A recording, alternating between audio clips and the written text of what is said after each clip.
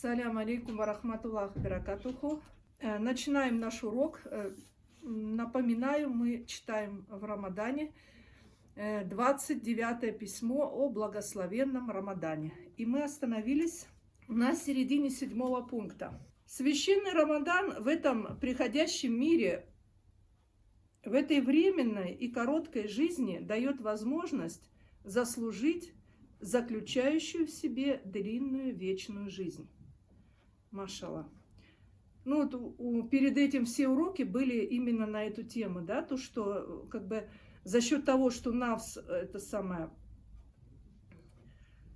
ограничен в месяц Рамадан, и за счет того, что как бы высвобождается энергия, да, которая тратится вот на приобретение вот этой пищи, да, там на хождение по магазинам, потом все это приготовить, потом все это съесть еще, переварить, а потом еще на переваривание тоже очень много энергии уходит, а потом еще и посуду помыть.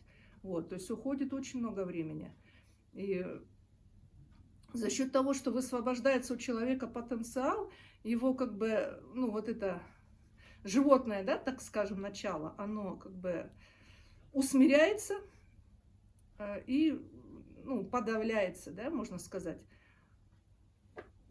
Одновременно духовное, да, возрождается и начинается духовный рост. То есть вот эту энергию, которая высвободилась, ее не нужно тратить на пустое, ни в коем случае.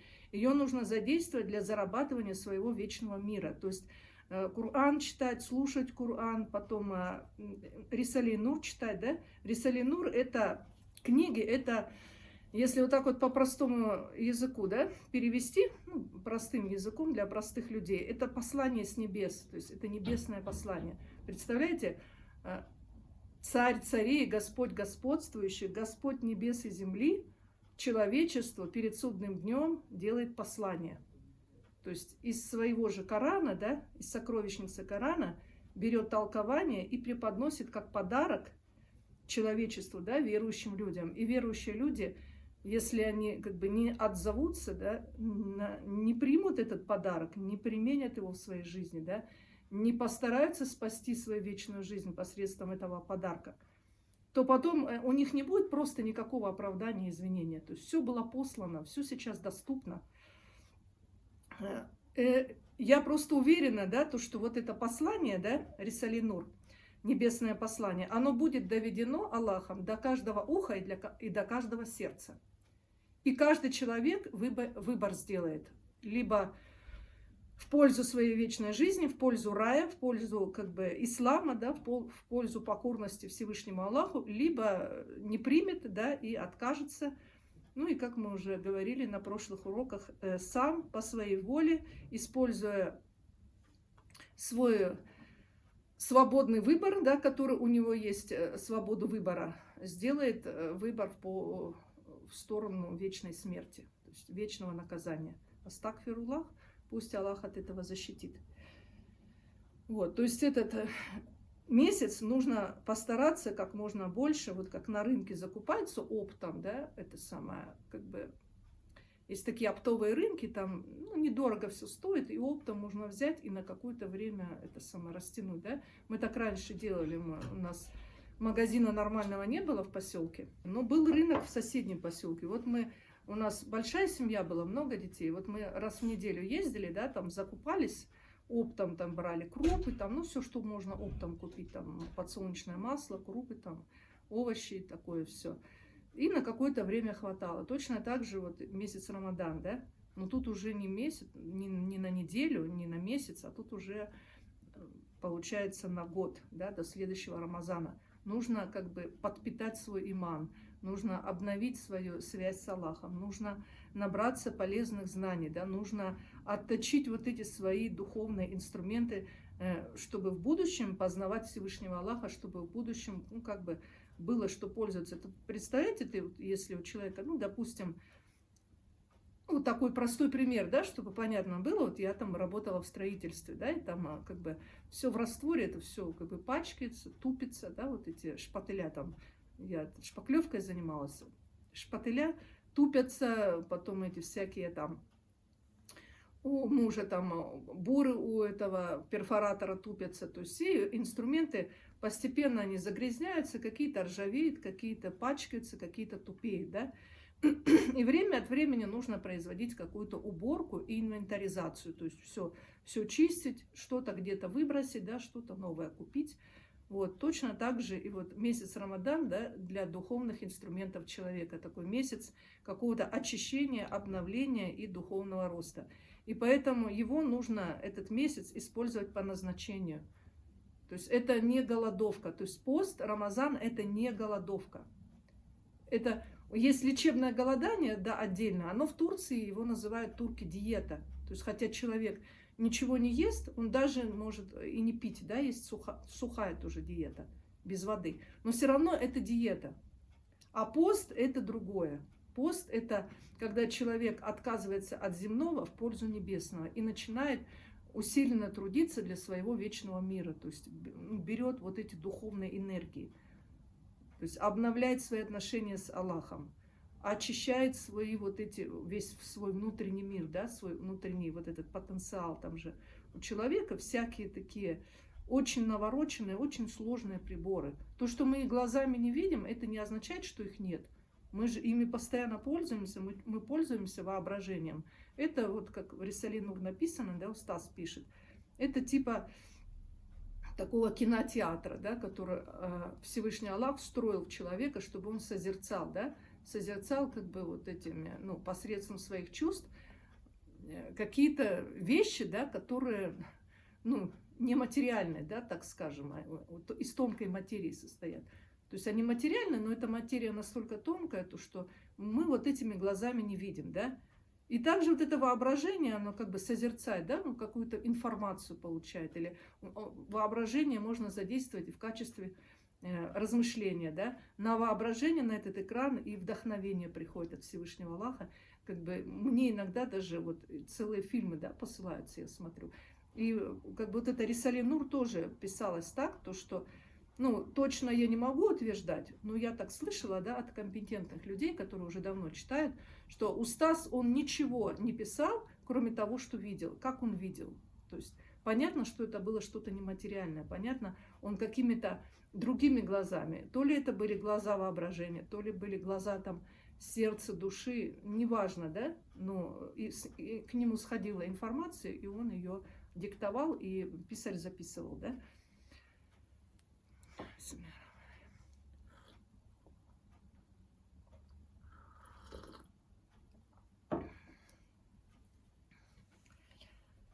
Так, как только Рамадан дает возможность заработать плоды 8-10-летней жизни, и твердым доказательством этого является аят Корана, в котором говорится, что ночь могущества намного лучше, чем 1000 месяцев. Насколько лучше, не сказано, намного, да, а 1000 месяцев это 80 лет жизни. То есть это, представляете, 80 лет поклоняться Аллаху, только этим и заниматься. То есть эта ночь, она была ниспослана тогда, когда пророк Мухаммад, салям, пребывал как бы в грустном таком настроении. Вот. И его Джибрил, алейхиссалям, спросил, да, верховный ангел, который как бы приносил ему откровение от Всевышнего Аллаха, почему он грустит. И он тогда поделился, да, своими чувствами, то, что говорит, что я узнал, что раньше люди жили долго, а из моей общины средний срок жизни 60 лет, что получается, что наша вот это самое, ну, наша община, да, наши верующие, то есть мои последователи, они не смогут столько савабов заработать для вечного мира и будут так сильно отставать. И тогда это самое, ну, как бы, Аллах и так все знает, да, но, говорится, все равно Джибрил, алейхиссалям, все равно как бы причины вот эти соблюдаются, да. Он, ну, доложил, да, о грусти пророка Мухаммада, салям, и Всевышний Аллах, он не спаслал вот эту ночь, то есть ночь Кадр, вот, в которую она обычно наблюдается в течение последних 10 дней, последние десятки месяца Рамадан. Но может она и... Есть такие риваяты, что она и по всему Рамазану ходит. Есть еще такие риваяты, что она по всему году ходит. Есть такие риваяты, что их 2. То есть, ну, непонятно, в исламе люди все разные, и ученые разные, у всех свои мнения есть, да, но тем не менее эта ночь сокрыта, то есть никто не может знать, когда она наступает, вот, и, кстати, пророку Мухаммаду, саллаллаху было открыто, да, то, что когда это будет ночь, то есть когда ее наблюдать, и это хадис есть такой, да, то, что это самое, то, что ему ангел Джибрил все-таки сказал поначалу, когда это будет ночь, но потом, когда он вышел из мечети, он увидел мусульман, которые спорят. И, ну, как бы на него нахлынули чувства, да, негодования, и из-за этих, по причине этих чувств он забыл. То есть он забыл, как наблюдать эту ночь. И вот это тоже, как бы, ну, урок, да, урок верующим людям, что когда верующие люди начинают враждовать между собой, ссориться или просто спорить даже просто спорить по религиозным вопросам, от них уходит вот эта благодать, да, то есть от них уходит вот это вдохновение. Как бы, ну, просто их покидают ангелы. А когда ангелы покидают, может шайтан прийти. Вот, поэтому это очень опасное состояние. И из-за этого, ну, лучше держаться подальше от этих споров. Даже если знаешь, что 100% прав, лучше не спорить. Почему? Потому что не нужно падать на уровень другого человека, да, который пытается с тобой враждовать, тем более во время уразы это вообще. То есть, ну, такие риваяты есть, да, то, что если даже тебя кто-то провоцирует на спор, ты должен сказать: воистину я пощусь. Ну, там как-то по-арабски это красиво, да, звучит, но по-русски я читала, что нужно произнести вот эти слова. То есть нужно сказать, что, другими словами, да, что мой пост, который я держу ради Аллаха, для меня дороже, чем спор с тобой, да, чем там отстаивать истину, даже если я прав буду в этом споре. То есть, и как бы, ну, благодать уходит, да, от верующих людей, когда они начинают спорить, что-то доказывать, даже если они правы. То есть в наше время, да, Устаз пишет, надо полностью отказаться от своего эгоизма, от своего эго, то есть полностью от своего я. Лучше вообще вот это я, да, поменьше произносить, потому что человек, он не я. Я – это эго, это одно из самых, вот как бы это самое, одна там из тысячных, да, составляющих самого человека. У этого я еще очень много в человеке всяких соседей. Очень много. То есть это есть и душа, и сердце, и тайна, и это самое, разные чувства, инструменты, да.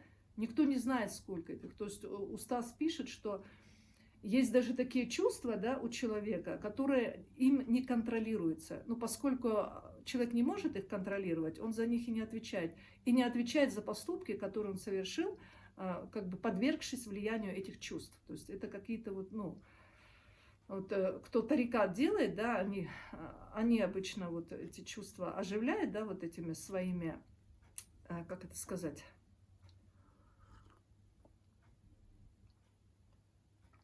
но у них свои какие-то методики есть. Вот, мне тоже там в Ютубе, да, писала одна сестра, чтобы я обратилась к шейху там в тарикат, что он мне поможет. Вот, и я сразу это самое, ну, как только прочитала, да, у меня сразу вот этот ответ это самое в голове, да, кто-то продиктовал, что достаточно мне Аллаха, наилучший он покровитель. То есть мне, как помощника Всевышнего Аллаха, достаточно. И посредством послания с небес, да, послание от Аллаха с небес, Рисали Нур, я знаю, да, то есть эта истина освещена вот этим светом, как говорится, ну, вот этим небесным светом, да, то есть она стала понятной, она доведена устазом до понимания людей, даже простых людей, даже детей. И он пишет, что разницу между хакикатом и тарикатом, да, то есть тарикат – это когда человек сам пытается вот это как себя это самое очищать, воспитывать, ну, в общем, как бы расположить к себе милость Всевышнего Аллаха, да, то есть понравится ему, то есть сам пытается своими действиями, но это нельзя принижать, да, ну, просто для нашего времени это не подходит. То есть для наших навсов это не подходит. Раньше подходило, да, это реально надо уходить в какие-то пещеры, или там теке были, да, на территории Турции, вот тут у нас даже есть эти теке, там просто бетонная вот такая, на камеру тюремную похожа, да, такая келья, вверху под потолком одно окошко, и там вот такая вот для Корана, да, такое это самое. Подставка такая из бетона и ниша для светильника. Больше ничего нет, они на полу там спали. То есть реально они вот так вот, это самое, нафс свой, да, это самое,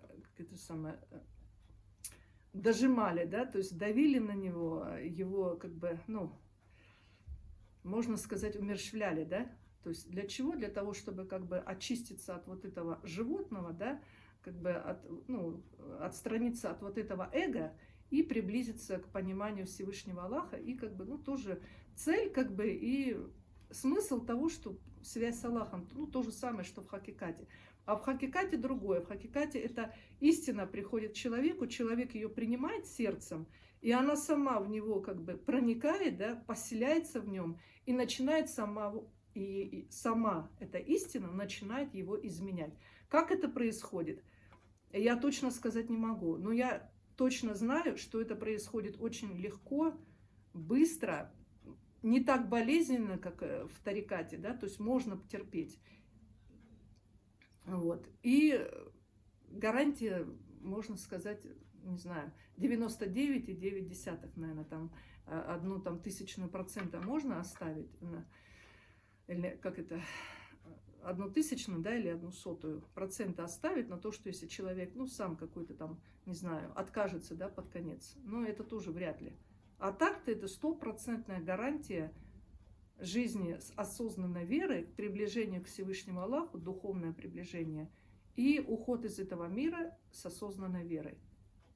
Это как когда хакикат, это вот это рисали нур, да, когда человек всем своим как бы существом, да, то есть всеми своими клетками, разумом, навсом, сердцем, душой, всеми чувствами читает, принимает это послание, размышляет над ним, старается поступки на него делать, ну, старается, чтобы не только это на словах у него, да, была его вера, а чтобы, соответственно, поступки его были, потому что те люди, да, только как бы не потерпят убыток, да, как вот в суре Аср написано, только те, которые уверовали и потом творили благие дела, у которых вот эта их вера, да, вышла на их поступки, то есть которые стали уже как бы на своих поступках показывать высокую нравственность, да, показывать именно то, что они претерпели внутренние изменения. А так как это узнать, что у них там внутри изменилось или нет?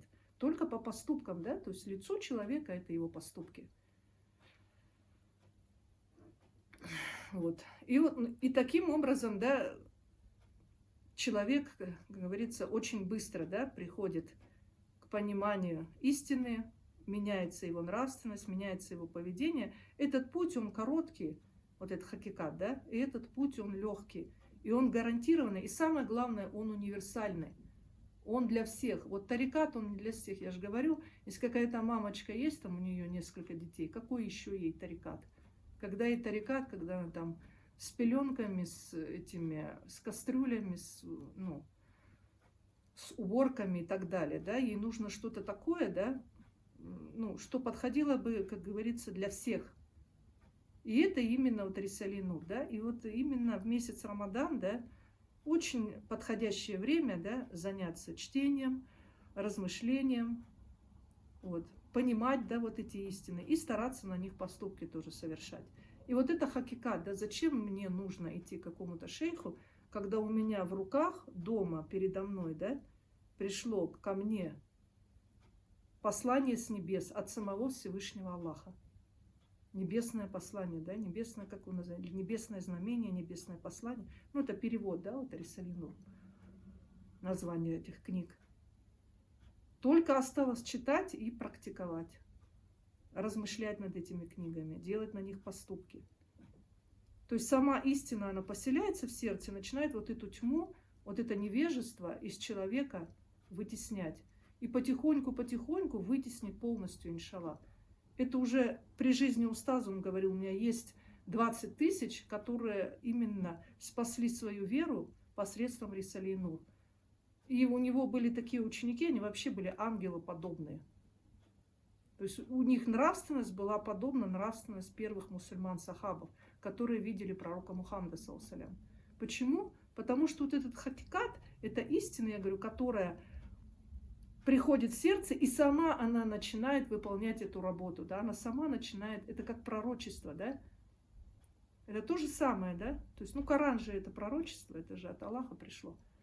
Пророчество, оно приходит, да, и начинает человека менять, то есть происходит некая трансформация личности, некая такая инициация, да, то есть получается, как будто мертвый был человек, да, или очень тяжело болен при смерти, да, какой-то смертельной ужасной болезнью, там, проказой или там раком, да, и ему дали лекарство, и он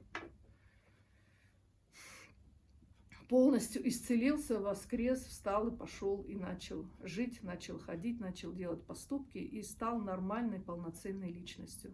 Вот все люди сейчас, да, в той или иной степени, они как бы больны. Вот этой основная болезнь, это вот эта чума материализма. Это хуже даже проказа. Это вот эта чума, она даже по воздуху передается, это заболевание. То есть даже там прикасаться не надо, да? Просто ты в одном помещении с человеком побыл, и ты уже вышел больным. У тебя уже, как говорится, сердце отвернулось, да, от Аллаха и повернулось к материи. Ты уже начал за причинами гоняться, если ты не наблюдаешь за своим иманом. И вот месяц Рамадан, да, наилучшее время сделать вот эту свою внутреннюю инвентаризацию. Именно сделать анализ души, да, именно анализ сердца, анализ своего имана, пересмотреть все свои духовные принципы и как бы побольше заправляться, да, потому что сейчас, ну, реально есть это самое, да, время подумать, время послушать, да, у кого нет времени читать, можно слушать, можно аудиозаписи ставить.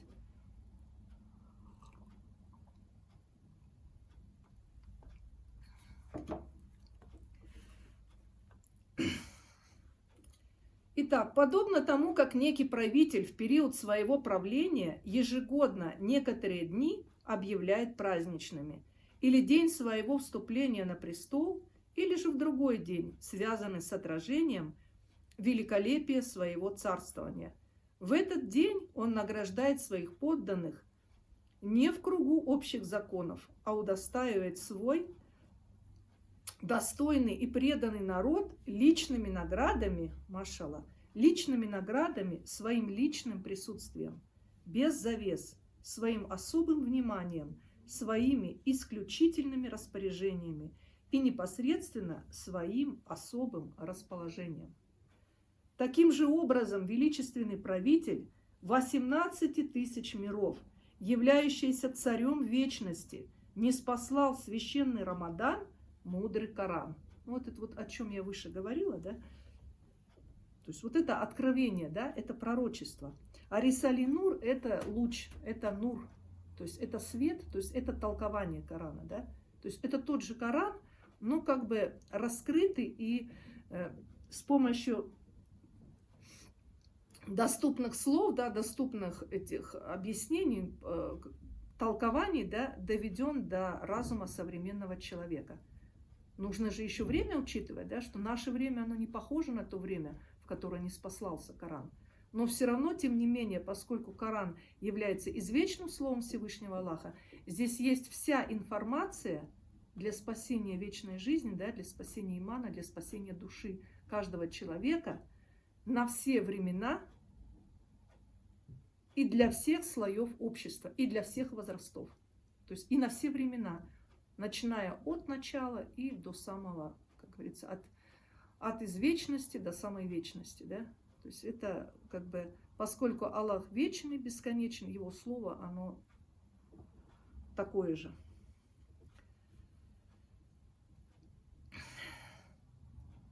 Итак, Коран, являющийся его достославным повелением, которое относится и обращено к тем 18 тысячам мирам. И, конечно же, Рамадан, приняв образ особенного божественного праздника, некой Господней выставки, некоего духовного собрания, является мудрой необходимостью. Поскольку Рамадан является этим праздником, то, конечно, для того, чтобы в некоторой степени отвести людей от низких животных времяпровождений, им будет повелено соблюдать пост. Видите, как написано? отвести людей, то есть отвести их внимание, да, их вот эти души, да, которые... Люди же души свои эксплуатируют на мирское. То есть отвести внимание, да, от низких животных времяпровождения, то есть можно сказать от пустых, да, иногда от зловредных, да, то есть несущих зло. То есть вот это время, да, которое является самой дорогой валютой, которая есть у человека, которую можно как бы это время перевести на вечное время, да, то есть продать, да, свою жизнь, поменяв ее на вечную жизнь с помощью поклонения и служения Всевышнему Аллаху. Человек проводит впустую. Именно в Рамадан, когда человека отрывают, да, от вот этой еды, питья, у него есть шанс, да, то есть вот это высвобождается вот эта душа, его потенциал и направляется на служение, поклонение. И таким образом некий тренинг, да, происходит. То есть становится понятно, что жизнь не заключается только в еде, питье и туалете. И становится понятно, что человек вообще не для этого создан. Это его просто, его как бы, вот это тело просто некая машина, некое средство передвижения, некое средство для достижения вот это вот, ну, духовных результатов. Его не надо на земное тратить. Эту машину не надо эксплуатировать на земное. Ее нужно повернуть, да, в сторону вечности и заставить ее работать на вечные ценности. И это Рамадан показывает, да, что это возможно. То есть вне Рамадана тоже нужно так же жить. Нужно нафиль уразу, то есть добровольные посты делать себе, да. Нужно постоянно обновлять свой иман, да, иначе иман, он как это... Есть хадис пророка Мухаммада, саллаллаху, что иман, он также ветшает, как одежда, то есть обесцвечивается, да, то есть он, ну, как бы теряет свои свойства, да, то есть именно эта связь с Аллахом, она уходит, и нужно ее обновлять. Как бы пост это, ну, самое лучшее средство, да, как выяснилось. Совершенством этого поста являются все чувства и человеческие инструменты, такие как глаза, уши, сердце, воображение и мысли, как и подобно желудку побуждать держать своего рода некий пост. То есть понятно, что подобно как желудку, да, то есть в желудок во время поста ничего нельзя отправлять. То есть, ну, как бы даже приемлемо, да, разрешено в случае необходимости там инъекции какие-то делать, уколы, вот, ну, если уж это, ну, есть такая необходимость, да, но именно в желудок ничего нельзя, чтобы попало, да, то есть это запрещено, это портит пост, вот. И именно для чего? Для того, чтобы все остальные органы брали пример с желудка, то есть увидели, да, то, что нельзя земную пищу кушать, и тоже воздержались. Глаза воздержались от земного, ну, рассматривая, да, вот эти всякие это самое, творения, да, и как бы направились на небесное, то есть на чтение Корана, да, на это самое, какие-то зикры, да, какие-то дуа, какие-то, ну, дополнительные намазы, ну, все, что касается вечности, да, уши то же самое, воображение то же самое, то есть, да, то есть надо о Всевышнем Аллахе думать в это время, то есть мысли направить, да, на вечное, на духовное, то есть всю свою духовность привести в порядок, чтобы взять вот эти совокупность всех вот этих чувств, да, и инструментов, и направить их, чтобы они с желудка взяли пример и поступали точно так же, то есть от земного полностью отказались. Это, кстати, вот, как я уже говорила, да, есть 3 вида поста. Это вот второй вид поста, это вот эти именно все свои инструменты. Третий вид поста, это когда уже человек никого, кроме Аллаха, не видит и не слышит. Но это, как говорится, тоже уже, ну, более духовно развитой личности, да, на такой пост способны. Это не сразу приходит, но иншаллах придет.